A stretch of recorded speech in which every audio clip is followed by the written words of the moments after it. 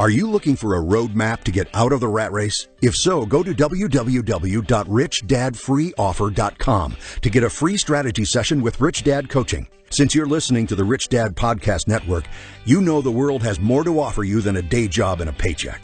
It's time to stop making other people rich and relying on outdated financial advice. We have a solution for you, along with an offer that you can't pass up.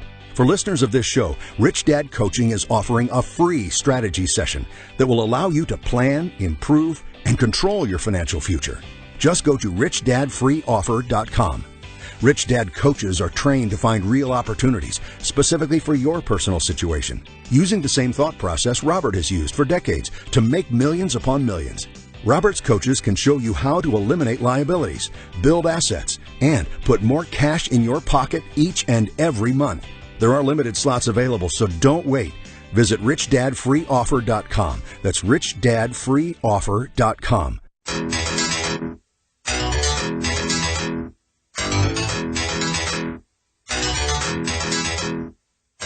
This is the Rich Dad Radio Show.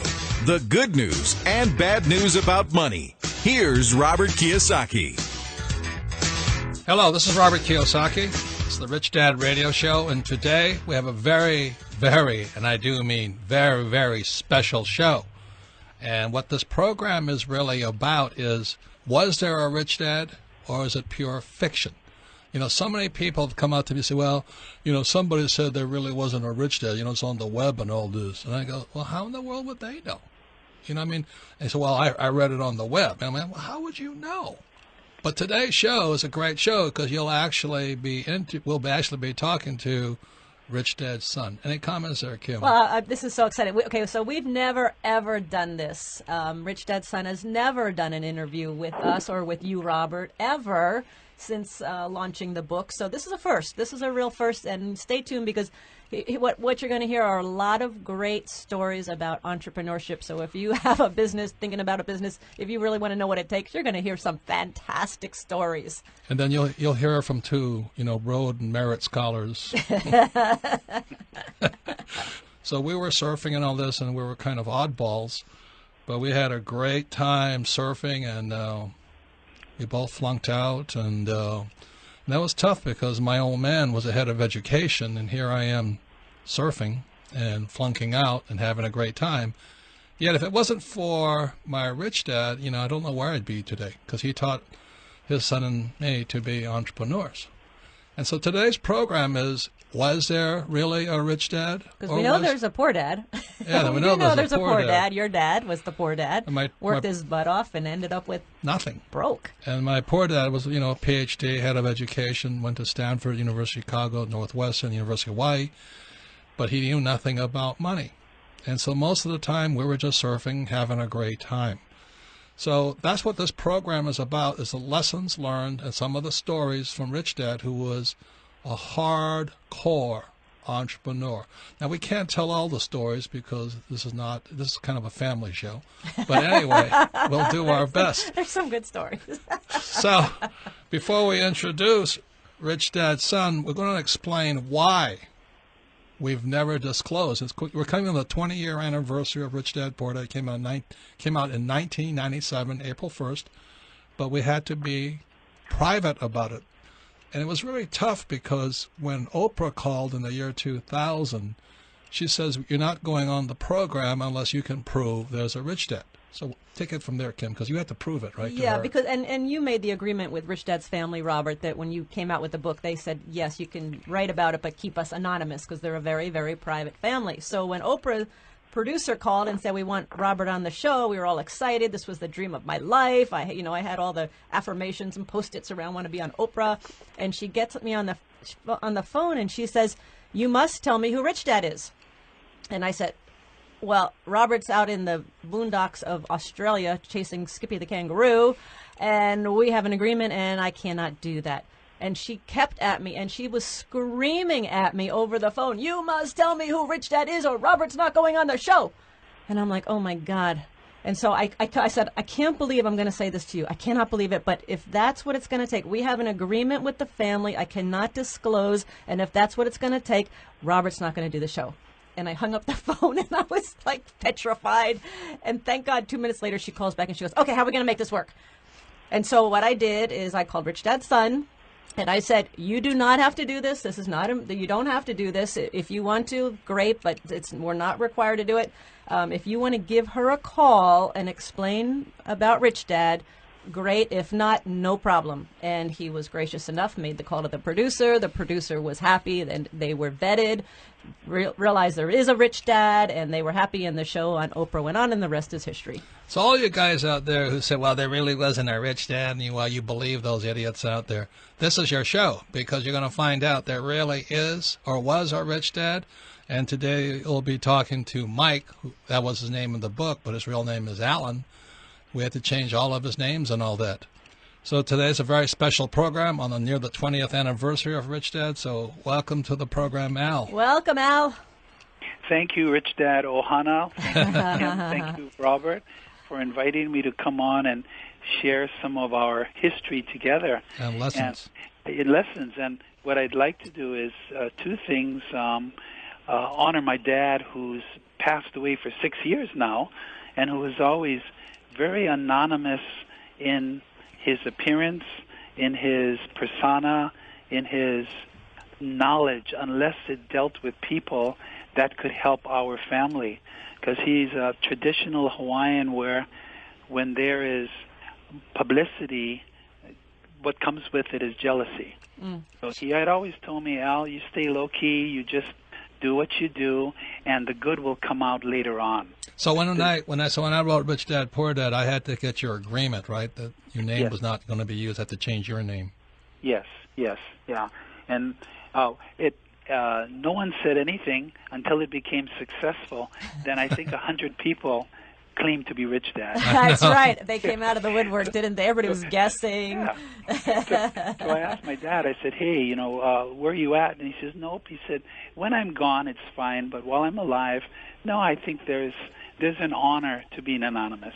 Yes, right. Yes. And you took over the family business, Al, right? Yes. So I have. So you're...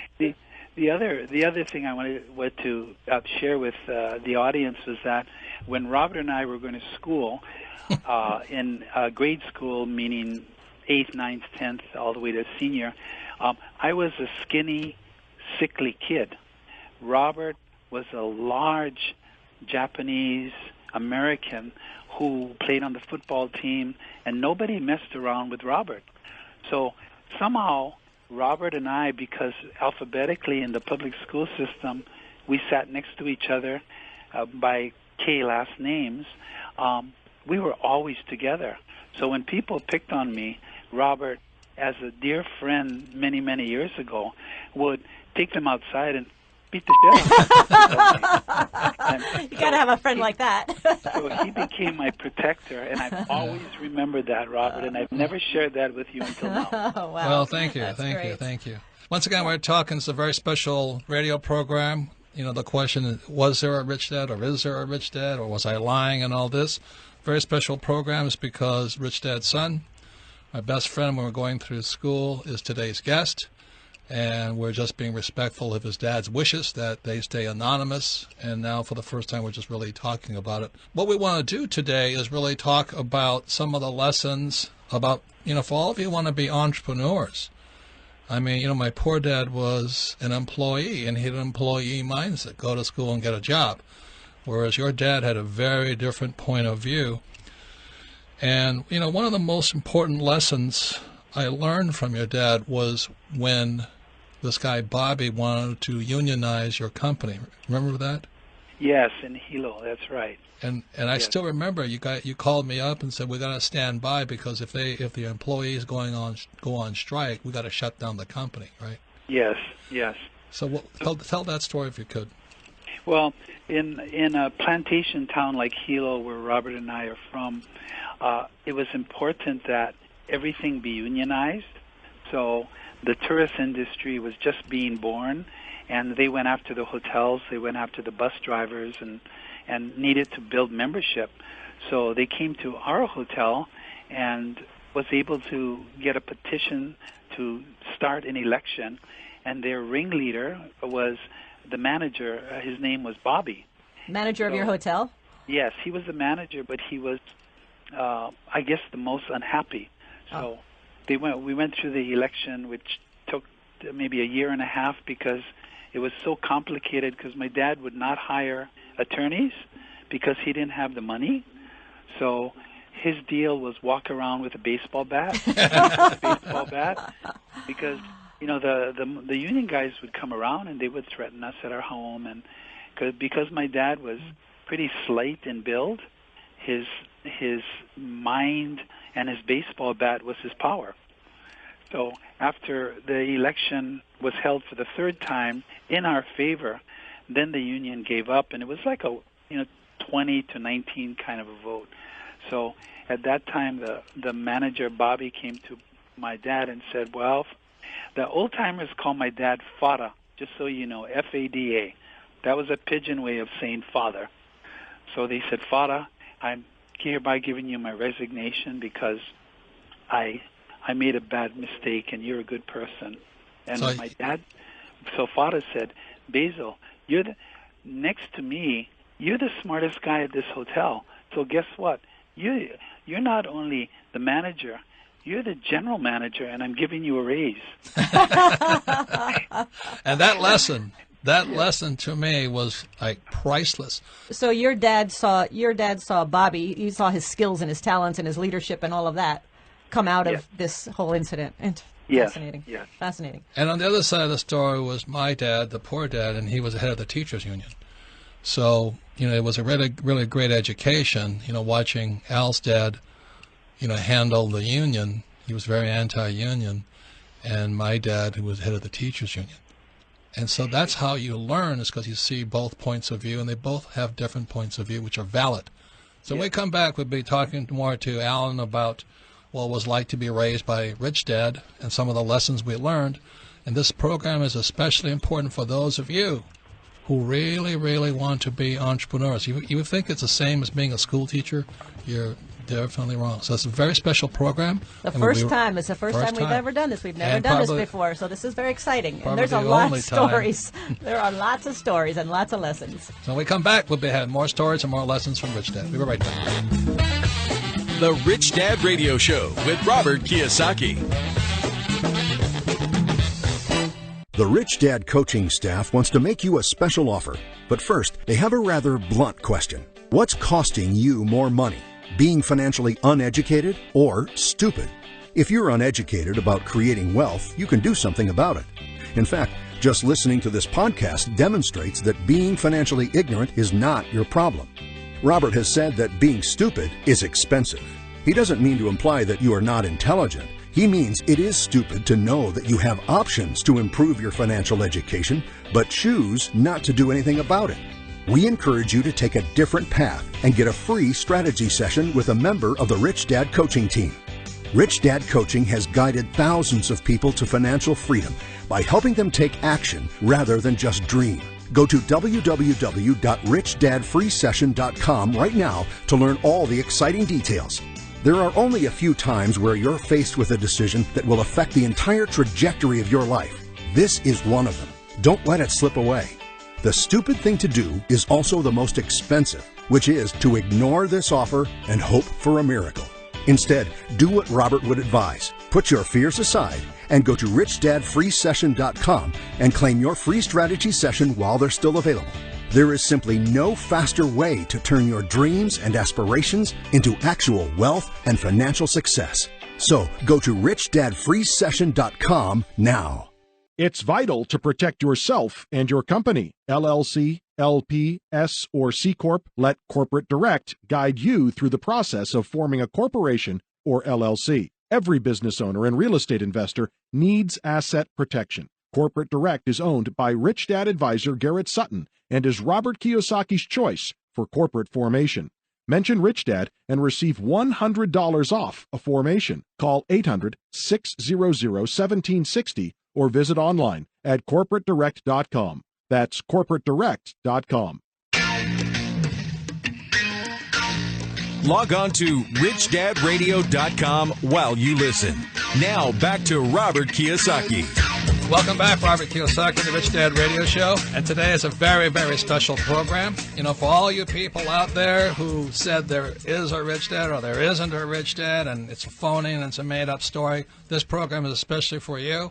So all you doubters and sinners out there, eat lunch. So anyway, today we have a very special program. We have Rich Dad Son. For those that may not be familiar with the story, Rich Dad, Poor Dad is the story of our two dads. My real dad was head of education for the state of Hawaii.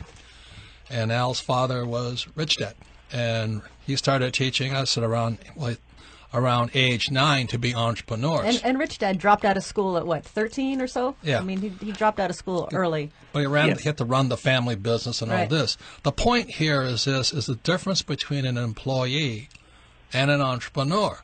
And so for Al and I, we called him Mike in the book, but we had to keep the family name out of the book. Out of respect for Rich Dad's wishes. But today, for the first time, is a very special program. Mike or Al is on the program to tell you some stories. How we grew up. We surfed most of the time. I don't know how we got anything done. We're flunking out of school. I don't know how we graduated from college. But somehow, I think having Rich Dad's education or Al's dad's education was probably more beneficial to me personally than going to school. And as you know, Rich Dad really never paid us. You know, he says you're getting something much more valuable, which is an education. You know, you actually learn by doing. So he kicked our butts a lot because he called us lazy kids. But Al, you want to tell the story of having us pick up cigarette butts? Gladly. I enjoyed bringing my C report card to my parents because you braggart. And when it was a D or an F, in those days it was a pencil, so you could make some adjustments. But what happened was, one Saturday it was raining or something, and my dad worked 7 days a week. So he said, Al, come down to the hotel. He said, and bring that lazy guy, Keo, with you. I said, okay. So Robert and I both go down to the hotel. And Dad says, okay, you two bums. He said, That's how he talked to us, too. And I realize, Robert, he was just trying to save money. He didn't have the money to hire a gardener. So he gave each of us an empty can of Folgers, a container, and said, okay, Robert, you're going to take this wing, and Al, you're going to take the other wing. And your job is to fill the can with cigarette butts or cigar butts. And when you're done, you bring it back, and I'll give you a quarter or I'll give you a cheeseburger, whichever you want. So I thought it was $5 he was going to give us. Oh, no, that's when we were doing heavy labor. Oh. And I think we settled for $1, Robert, because we were desperate. But when the first day, it was easy. We were done like in 15 minutes. So we brought the Folgers can back, all proud. We collected our 25 cents. We're all happy. We said, we got them. So the next day, Dad says, okay, be back here at 8 o'clock. Bring Robert with you, and we're going to continue. Folger did the same thing. Well, that went on every weekend for about 6 weekends.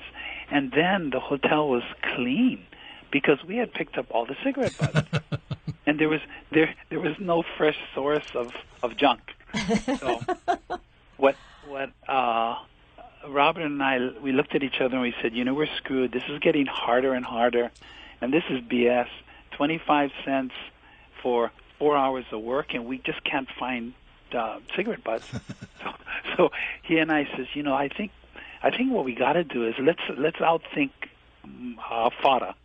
Let's find out where he's throwing all these cigarette butts. And I said, well, what are we going to do with it? He said, we're going to fill our cans. So then, because we're young and we're stupid, but we had guts. The next day, we got the cans. He gave us the cans. And 15 minutes later, we're back. Really not too smart. So Pop says, okay, you guys did your work? He says, yep. So Dad went in the back of his office where he had his pile, and he looked at it and he says, Keo, he called Robert Keo. He says, Keo, Al, he said, you don't have to do this anymore. Well, what do you mean? Are we getting fired? He says, no. You folks have potential to be businessmen. And we continued on. That's right. Hey, I got a question, Al. We hear all the lessons that Robert learned from your dad. I've met your dad and I've met Robert's dad. Did you have lessons that you learned from Robert's dad? Yeah, Dr. Ralph was very straight arrow, very strict, very respectful to Robert's mother, and they were a family unit that I didn't have because my parents got divorced early. So I loved hanging around the Kiyosaki's house. Plus, the food was good. Mrs. K was a wonderful cook. But he was he was a tough educator and subsequently a bureaucrat, I guess, and seeing that endearingly. Yeah. Once again, it's the Rich Dad Radio Show. We're talking today. It's a very special program. We're talking to Mike, who was Rich Dad's son, but his real name was Alan. Again, we had to change the names out of respect to his dad. But I learned more from, having both dads and, things like teaching us how to think creatively, think outside the box. Like we went and stole back the cigarette butts we had picked up earlier because it was getting hard to make a living cigarette butts. But the other thing that happened, which was pretty interesting, was when my dad and Al's dad collided, was that Al's dad had a little village of rental properties. And I think it was in 1960 this tidal wave came through. So Al and I would have been about 13 years old. Yeah. And the tidal wave cleaned out Alan's dad's rental properties because they're all on one property. And then the battle started between my dad and Al's dad because my dad was now head of the Hawaii Redevelopment Association, whatever they were. And my dad condemned Alan's dad's land. So basically my dad was going to take Alan's dad's land. And so I'd go home and I would just catch hell from my dad saying, well, that SOB, he wants too much money for it, and da-da-da-da-da. And I'd go back and I'd listen to Al's dad talking about, your father's going to condemn my land. So it's really the classic battle between capitalists and socialists. But what happened though? What happened wasn't there a deal made about the land and where Rich Dad? What was that, Al? What I learned was that just observing my dad when I wasn't working for him, I was just a kid, was that he fed on opportunity, going counter to the herds. So if there was a tidal wave coming at you, everyone would be running one way, he would jump into it. So when the tsunami in Hilo happened and it devastated downtown Hilo, Robert's father was correct in saying there cannot be redevelopment anymore because there's a tidal wave here every 10 years. And my dad, with his street sense, said, well, I'm going to be shut down here, but if I can get government help to rebuild, then maybe I'll go build a hotel. So the federal government came in and they were able to fund the redevelopment of what then became the original hotel in Hilo that Robert and I picked up cigarette butts at.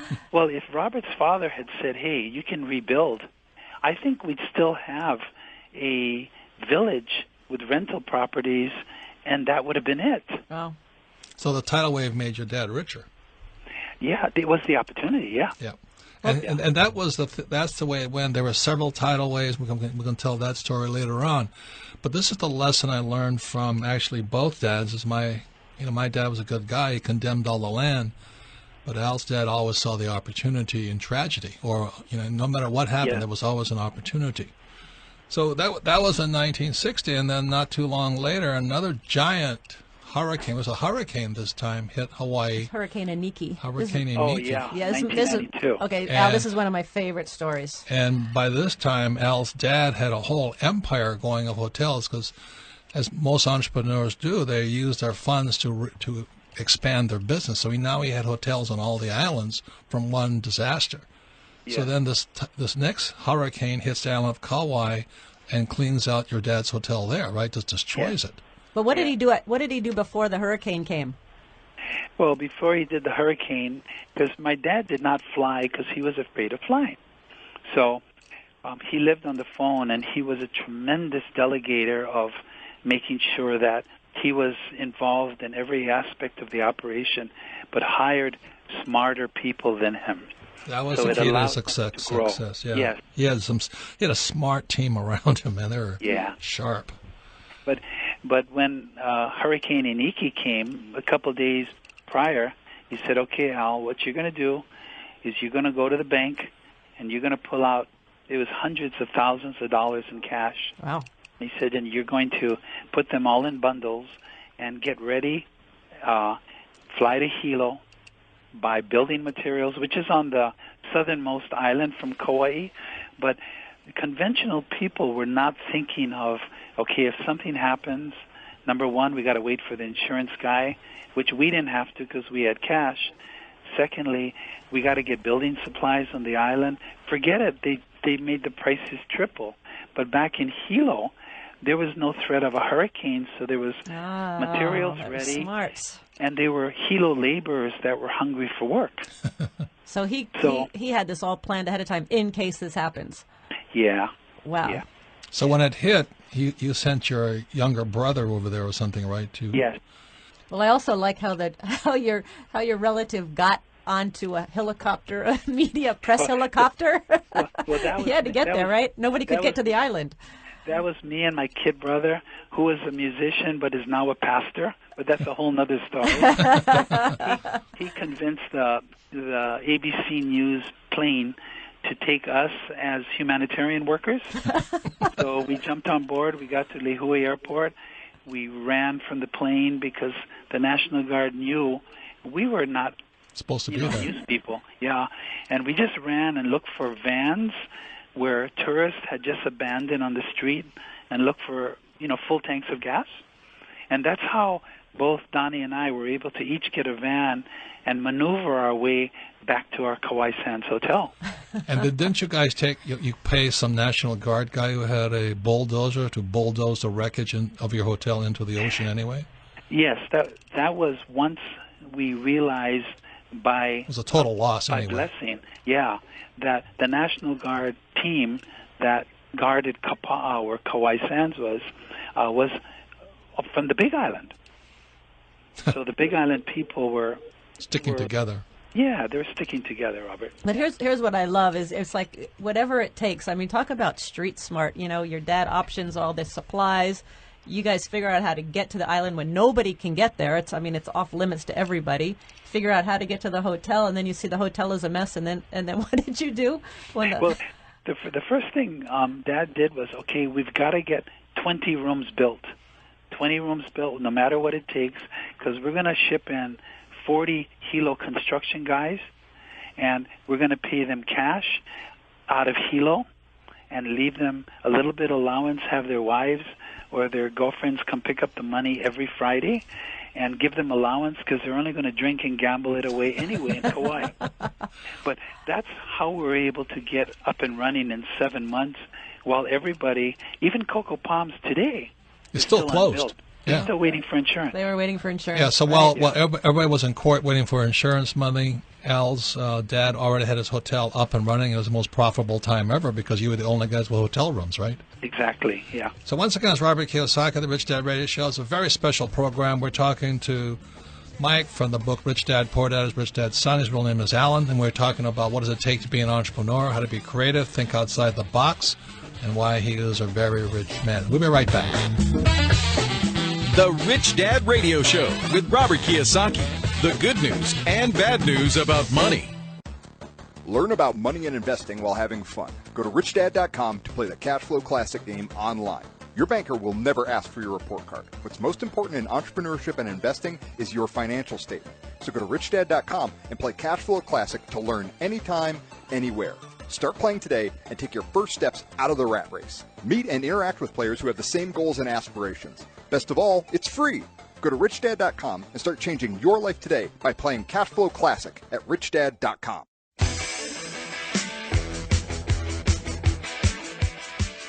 This is the Rich Dad Radio Show. The good news and bad news about money. Here's Robert Kiyosaki. Welcome back, Robert Kiyosaki, the Rich Dad Radio Show. Today we have a very, very special program. You know, for all you doubters out there who said there's no Rich Dad, or you believe those people who say there's no Rich Dad, this is the program. We have Rich Dad's son on board. In the book, he was called Mike. And we had to do that to protect the family and the name and all this, because the family is very private, like many rich families are. They're very private. They don't want to know anybody that are rich, because then they have new friends all the time. So today we're telling stories about Rich Dad. And it's especially good for those of you who want to be entrepreneurs, because most people come out of school, they're more like my poor dad. You know, they think everything happens in a straight line. But as Einstein said, imagination is more important than knowledge. And unfortunately, my poor dad had knowledge. He had no imagination. If you've been listening to this program, you can listen to it again, because we archive our programs at richdadradio.com. You can listen to how my rich dad thought. He thought outside the box. He had great imagination, which drove my poor dad nuts, because he was not playing by the rules. Well, he never played by the rules. That's why he was rich. And there's so many stories we could tell, but we best not tell them. So anyway, Kim met him once, right? What was that? I did meet him once, and just as Al is saying, very, very unpretentious. I mean, when I met him, Al, he had this very small office. His couch basically went wall to wall. It was pretty beat up, and he had a dirty white T-shirt, and he was chomping on a cigar, and he was pretty gruff. He was pretty He had pretty rubber blunt, slippers on pretty and blunt. shorts. I think we were in there for all of maybe 4 minutes. Well, let me set this whole thing up. Is the reason I let Kim start was that I made when I was starting the nylon and Velcro surfer wallet business. First of all, Rich Dad was always available if I wanted to talk to him. Except I never liked what he told me. He's stupid. I told you can't think. You slapped me around. So one day I made the ultimate mistake, as I drove up to him, and the wallet company was doing well, and all this, but we needed money to expand. So myself and John Rowe and Larry Clark, we dressed like the disco ducks. We drove up there in his 450 SL Mercedes, and we went up to Rich Dad, and I opened the door, and I sat down with him, and I asked for $100,000, and the reason the room was only the size of a couch is because square footage in Waikiki is expensive. So he just looked at Al and says, "Close the door. And you two clowns get out of here." So it was Larry and John Rowe. He kicked them out. Then I sat down. And what happened after that, Al? Oh, no. Dad just reamed you. What did he say? He was screaming so loud, the secretary stopped working. Yeah, he had just said, what the hell are you doing? No, it wasn't hell. It was F word. F word. Yeah, and you're showing me all these papers. He said, I understand these papers, meaning the financials, but you don't, Robert. Can you tell me what this means? Can you tell me cash flow, balance sheet, assets, liabilities? And you stumbled. And he said, you're as dumb as those two other clowns there. Don't waste my time. Well, he also said, don't come back until you never need my money. Yes. And he told me the story. He says, you're like a camel. You're going halfway across the desert. You're going to run out of money. And then you come back to me again because you don't know how to make money. Yeah, yep. And he was screaming. And so, Al, you told the story. You were standing at the door trying to keep the vibrations down so the secretaries wouldn't hear it, right? Yeah. But then when I met him, don't come back until you don't need money. You'll never need my money again. And so when we did come back, when I met him for the first time, this was years later. Years and years later, we were doing well, and he looked at you, Robert, and he said, I don't know the exact words, but you understand, you got it. And it was like, okay, now get out of here. Get the F out of here. Yeah, so I mean, it really did come full circle. Yeah. Yeah. But it took me a while to learn the lesson. And today, Al, this is the lesson for all of you, is I listen to these people pitch me deals all the time. And I feel like your dad. I said, you stupid. And these people are just, like you say, dreamers. I mean, they don't have any experience. And they think me giving them money will solve their problem. I mean, you must see that all the time too, right? Yeah, it's not instant happy. Most people want money so they can live. They're not going to build a business. No, they're just going to burn it. Yeah. And that's what Rich Dad was afraid that you were going to do. And he was right, because I went bust right. I mean, we were very successful. The wallet business took off exactly as I said it would. The trouble is we couldn't sustain. In other words, this is what I say to most people: success is expensive. So we took off, but then we couldn't refinance we couldn't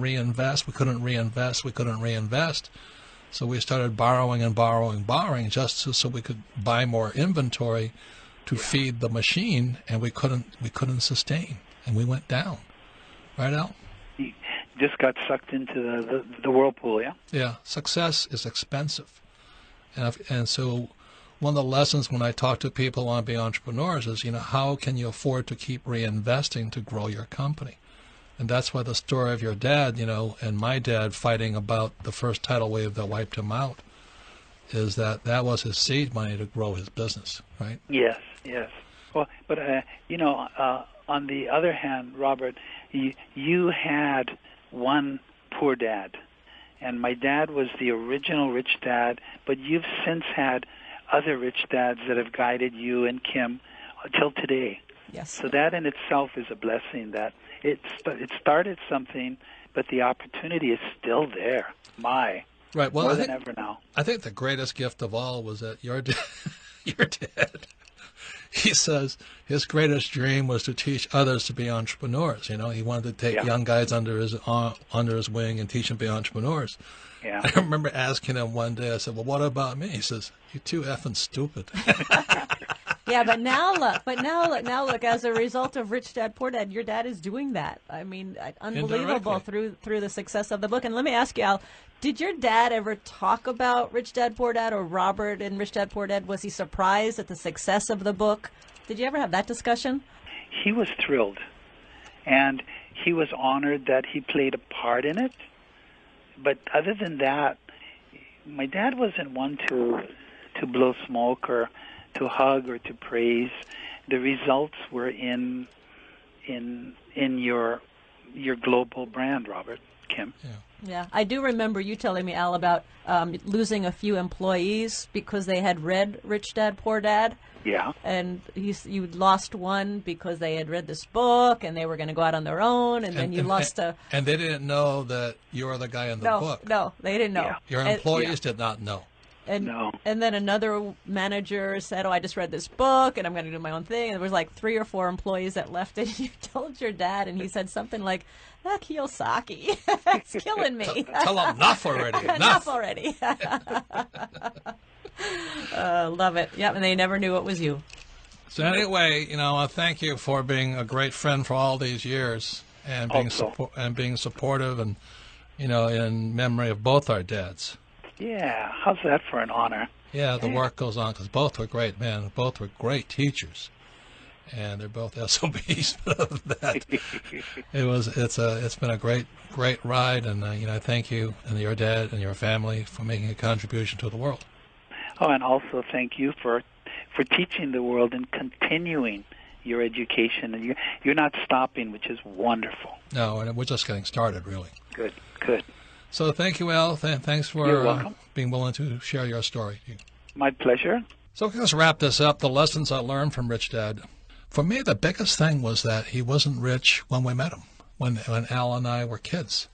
But what happened over the years, I saw him get smarter and smarter and smarter because he was always outside the box.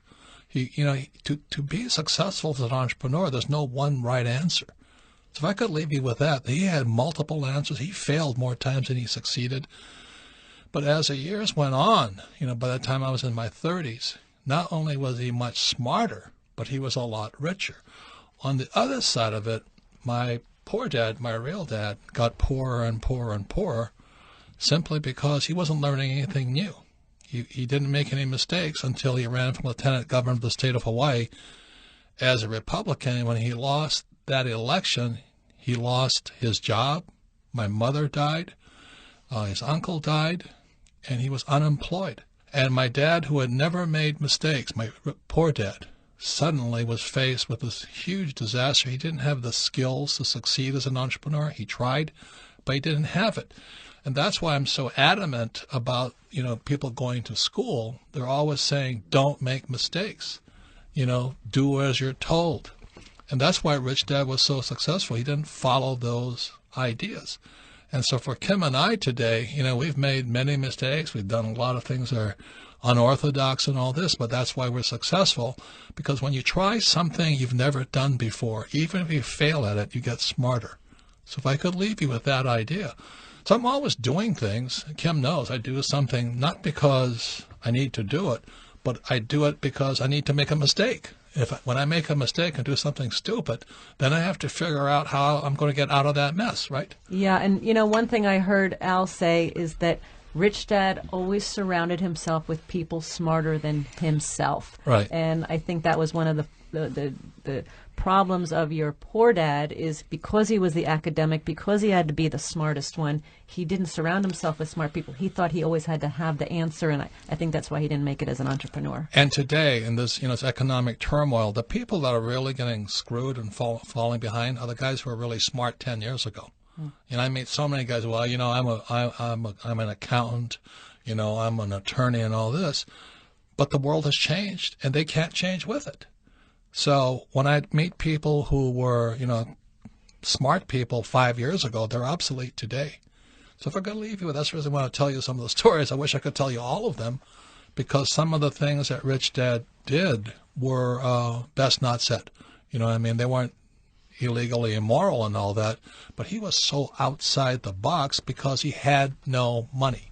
So for all of you who are listening today, if I could leave you with that thought, if you have no money today, then start doing something different. Don't keep doing the same old things. Take a risk, make a mistake, do something stupid, and then learn from it. Don't blame anybody else for it. That's how you get richer and smarter. But Rich Dad wasn't born rich, but by the end of his life, he was one of the richest men in the state of Hawaii. With that said, we're going to the most popular part of our program. It's called Ask Robert, which is coming up next. The Rich Dad Radio Show with Robert Kiyosaki.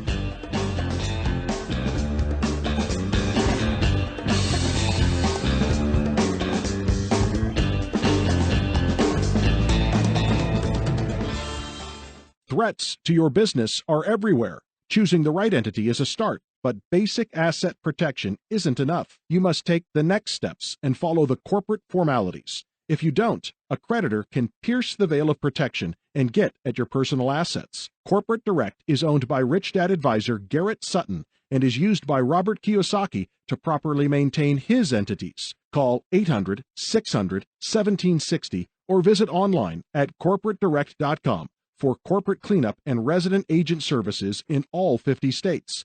Avoid a piercing of the corporate veil. Go to corporatedirect.com. It pays to listen. Now, back to the Rich Dad Radio Show with Robert Kiyosaki. Welcome back, Robert Kiyosaki, the Rich Dad Radio Show. Once again, it's a very special program for all you doubters and naysayers out there who said there's no Rich Dad. Today's program, our very special guest was Rich Dad's son. He's called Mike in the book. His real name is Al.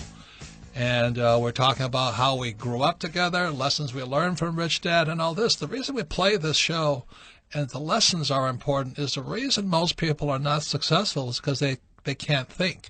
See, one of the biggest problems in school is there's only one right answer.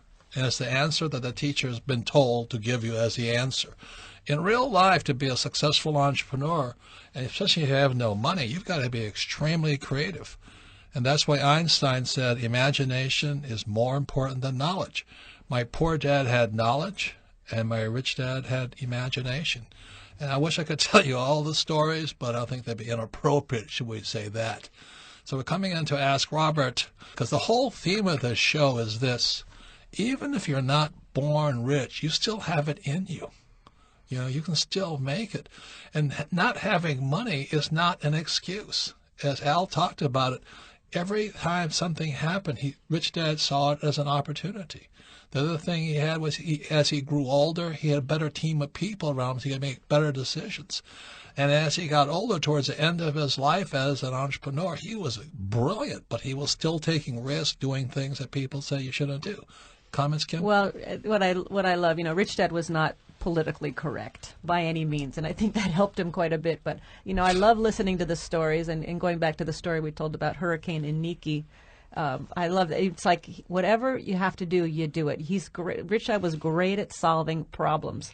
And two things about that story is when Alan and his cousin got there, they saw the hotel and it was like a mess. And Rich hotel Dad, was destroyed. There was nothing left of it. Instead of waiting to ask permission. Instead of waiting to ask permission, they found they found the guy with the bulldozer because all of the military was there with bulldozers. And Rich Dad goes, just give him $200 and push it into the ocean. And that's how they cleared the land. I mean, there's story after story after story of whatever it takes, and he's a great example of that. So while people were waiting for the trucks and things to come over from Oahu, wherever they were, to start the clearing of the thing and hauling the rubbish away, their land was already clear. They were building. He was already putting ads in the local tourist magazines for the reopening of his hotel, and the sales ads people are like crazy, thinking he's nuts because there's no way you're going to get your hotel open that soon. And he goes, "You watch me." And so he already was up and running. And as Alan said, they're up and running in 7 months. That was the most profitable time of their entire career because they're the only guys with 20 rooms available, and everybody had to go there. And they just kept raising the rates because it was supply and demand. And to this, I think that the hurricane hit in the 80s, and to this day, there's still hotels that are shut down on island of Kauai because they're still waiting for insurance money to do it. And so that's really what's happening. The whole point here is this: you don't get smart waiting to be told what to do. And that's how, and we had no money. You're going to hear some final words about what happens when you're willing to learn from a man like Rich Dad versus a man like my poor dad who was just doing as he was told. And so once again, this is the Ask Robert section. You can submit your questions to AskRobert@richdadradio.com. So what's the first question, Melissa? Our first question today comes from John in Los Angeles. Favorite book, Rich Dad, Poor Dad. It says, Robert, do you ever wonder what your life would be like if you never met your rich dad? All the time. All the time. And that's why this program is so important, is because if I had listened to only my poor dad, today I'd probably be an airline pilot, or I'd be a guy driving oil tankers with Standard Oil. I'd be a good employee, probably making $500,000 a year. But the most important thing about my rich dad, he taught me how to be a free human being. And you start by being free with your thoughts, that you can think freely without worrying of criticism and condemnation and legalities and all this. That's the most important thing. I just don't understand people saying to the kids, you got to go to school and get a job. I mean, you're actually crushing the kid's brain and imagination. Any comments, Kim? Well, you told me a story, Robert, because all these stories are all about entrepreneurship, even though I don't know if you realized that at the time as a kid. But you also told me a story, and it went along with the cigarette butt story, picking up the cigarette butts. And Alan was nice about that story. But Rich Dad was an SOB. But didn't Rich Dad, like, he owed you a bunch of money? Yeah, but he kept tricking us because we kept tricking him. And what he did finally was he said, okay, you go pick up this and I'll give you $5. But you have to really, because it was hard. Alan said there was no cigarette butts out there, so it was kind of hard. And when people said no opportunities, well, we have to go find more cigarette butts, but we couldn't cheat now. So we finally got the can, it's a gallon, fruit can coffee can of cigarette butts. He says, okay, I'll owe you $5. And he said, you got to pay us. He says, I'll pay you next week. And I went, you got to pay us. He says, okay, you guys do it again. I'll give you $5 again. I'll owe you $5 and I'll pay you another $5. So we went out and we did the same thing. And finally I started crying and screaming at him. He said, you SOB, why are you cheating two little kids? You don't know this. He says, I want to teach you a lesson. I said, what's that? He says, you guys, as long as you need money. Oh, no, what he did was then he finally discounted us down to $1 a can. So from $5 it went to $1 a can. And we're screaming and spitting and crying. Didn't he say, I'll give you the $5 like in 2 weeks, or you can have $1 now? Something like that. He was always screwing around with us, messing with our brains, And finally, we took the $1 because we were so desperate. We'd gone like a month without any money. He paid us occasionally, but most of the time he didn't pay us, like 25 cents here and free hamburgers. But at the final, we took the money, and he was laughing. He was just laughing his ass off. I said, why are you laughing? He says, it's the most valuable lesson you can have. I said, what's that? He says, if you need money, you'll always work for less. Good lesson. And I never forgot that lesson. So even when I had no money, nobody knew I had no money. And when I was pitching deals and I had no money behind me, nobody knew I had no money when I was pitching a deal. I always pretended like I had the financing in place. And that's the lessons. Okay? He was a tough teacher. Next question, Melissa. Next question comes from Ellen in Bozeman, Montana. Favorite book, Unfair Advantage. Robert, do you consider yourself a natural entrepreneur? Even if you didn't have a rich dad, would you have made your way into entrepreneurship? That's a great question. The answer is no. But I don't know if anybody's a natural. I mean, I know guys who are good entrepreneurs, but everybody is an entrepreneur. You see, in my neighborhood, there's little kids in my neighborhood. Yeah. They get out every Saturday and they have a little lemonade stand and they're selling lemonade to joggers and hikers in our neighborhood. They're entrepreneurs. The thing is, can you be a rich and successful entrepreneur? That's the difference. There's many entrepreneurs, most of them are broke. But the reason we're on this show with Al is how you think. Is can you think outside the box? Can you do things other people will not do? But without Rich Dad, I would never become an entrepreneur because because I failed so many times. I just kept failing, and Rich Dad kept encouraging me to fail. When I lost my first nylon and Velcro surfer ball business, my poor dad was upset, but my rich dad said, congratulations. He says, most entrepreneurs lose 3 or 4 businesses. Henry Ford went bankrupt 5 times before starting Ford Motor Company. But in the school system, if you make one mistake, you're stupid. So that's why we play, tell the teacher we're surfing, because by all means, Al and I flunked out twice in high school. We couldn't write, we couldn't read in English. But it didn't stop us from becoming rich. I would, and I question whether you say you would not be an entrepreneur because, number one, I don't know if anybody would ever hire you. That's another story. You do have an issue with authority, and I hate being told what to do, and I can't see you sitting still. So that's a good question. It's a good one to ponder because you were chasing gold when you were in Vietnam, and you were shipping back tables and. But I was already being encouraged to be an entrepreneur from early on. That's a good point. Not punished. Next question. Our next question comes from Clark in Tulsa, Oklahoma. Favorite book, Rich Dad, Poor Dad. What advice do you have for getting along with family members who are not aligned with you financially?